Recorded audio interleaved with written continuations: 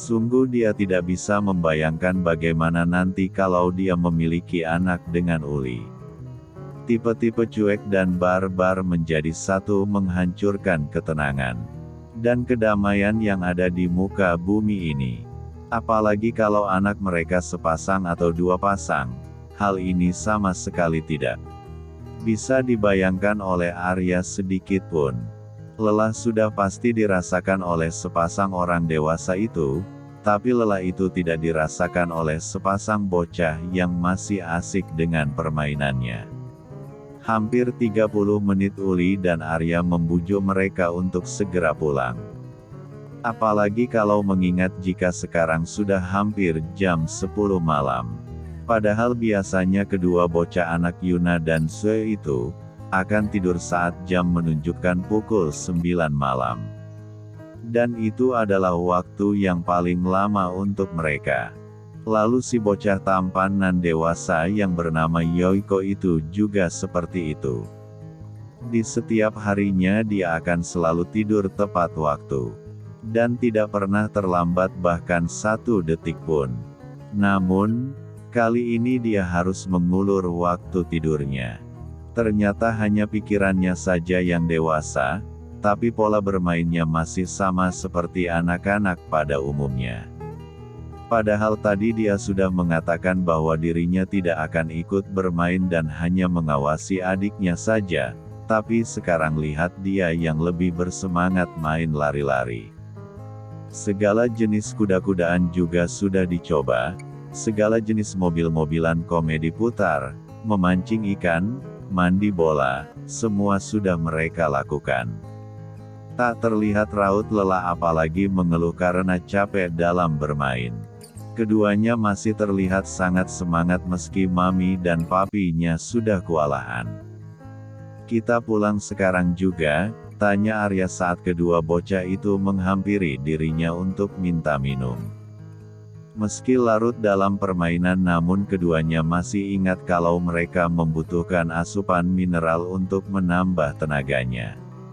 Apalagi, Yoiko bocah itu bisa datang 3 kali dalam 30 menit kepada hanya untuk meminta air minum.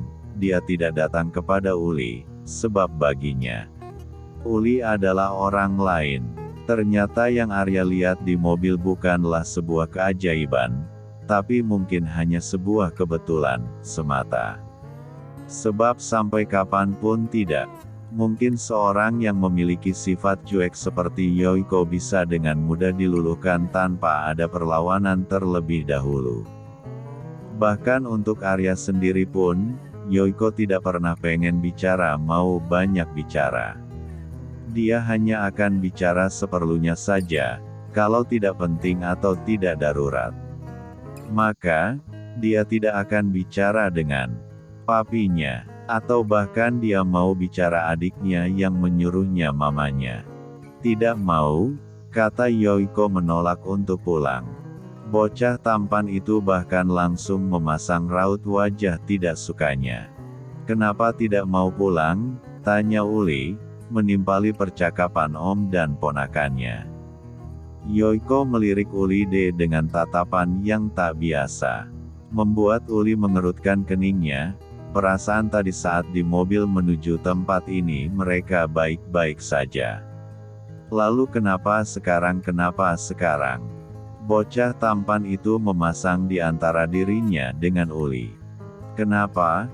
Kamu?" tanya Arya pada Yoiko. Yoiko tidak menjawab pertanyaan papinya itu. Bocah tampan itu malah berlari meninggalkan mami dan papinya. Dia menghampiri adiknya yang sejak ditinggal beberapa menit lalu masih betah duduk di atas mobil-mobilan.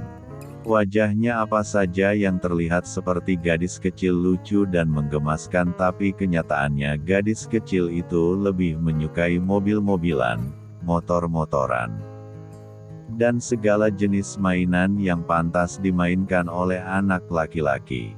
Lelah membujuk dengan berbagai cara, akhirnya Uli dan Arya yang menyerah. Membiarkan kedua bocah itu untuk menghabiskan waktu sedikit lagi di sana. Sesekali keduanya melanggar aturan jam yang telah dibuat oleh orang tuanya. Sampai kapan kita menunggu mereka di sini? Tanya Uli. Saat ini jam sudah menunjukkan pukul 10 malam.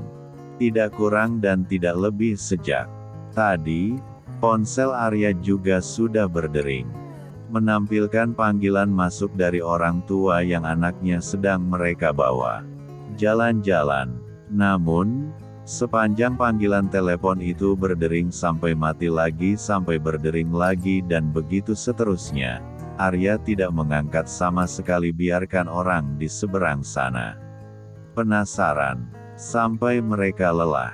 Kamu tahu Uli, mereka berdua ini seperti seorang anak yang galau keluar seperti tak pernah keluar rumah. Padahal orang tua mereka lalu saja membawa mereka berdua keluar rumah. Padahal orang tua mereka selalu saja membawa mereka berdua kemanapun, dan berbagai tempat bermain-mainan maupun wisata. Namun, kalau aku ajak ke tempat sederhana seperti ini pasti mereka akan jauh lebih bahagia. Dulu almarhum mamaku pernah berkata kalau cucu-cucunya pasti akan menjadi orang yang tidak peduli akan uang dan selalu bersifat merendah. Terbukti sekarang kedua bocah ini lebih menyukai kesederhanaan ketimbang segala kemewahan yang dimiliki. Hidup ini adalah sebuah keanehan, terkadang seseorang yang susah aku berpura-pura kaya karena pada dunia. Namun, terkadang juga orang yang benar-benar kaya menutupi kekayaan dan semoga glamornya demi bisa hidup layak. Seperti orang-orang sederhana pada umumnya. Harta tak akan pernah bisa menjamin kebahagiaan seseorang. Jadi kalau kedua bocah ini terlahir dengan bergelimang harta, belum tentu mereka menyukai harta itu. Malah justru mereka lebih menyukai hal-hal sederhana yang tidak memerlukan banyak uang keluar. Mendengar apa yang dikatakan oleh membuat Arya berpikir bahwa hal itu memang benar adanya. Buktinya saja ada pada diri Arya, sejak kecil sampai sekarang.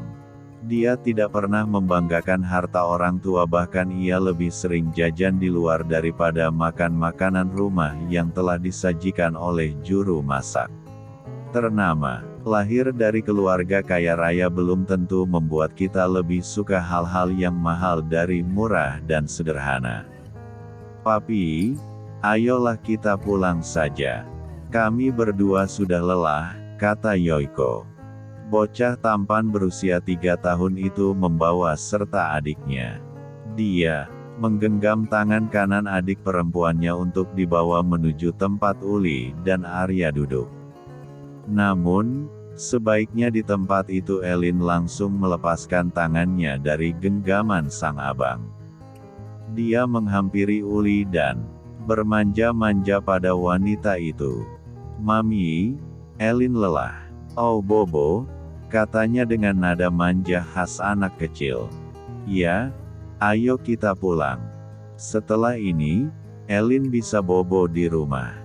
Uli menggendong gadis kecil itu. Seluruh tubuh Zelin basah karena keringat. Rambutnya juga basah.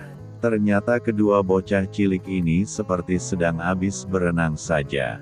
Padahal hanya bermain-main dengan segala hal sederhana. Melangkahkan kakinya bersamaan. Arya menggandeng Yoiko dan Uli yang menggendong Elin. Pasangan suami istri itu memang benar-benar terlihat seperti gambaran keluarga bahagia. Mungkin memang sudah saatnya mereka berdua membangun rumah tangga yang seutuhnya atas dasar cinta.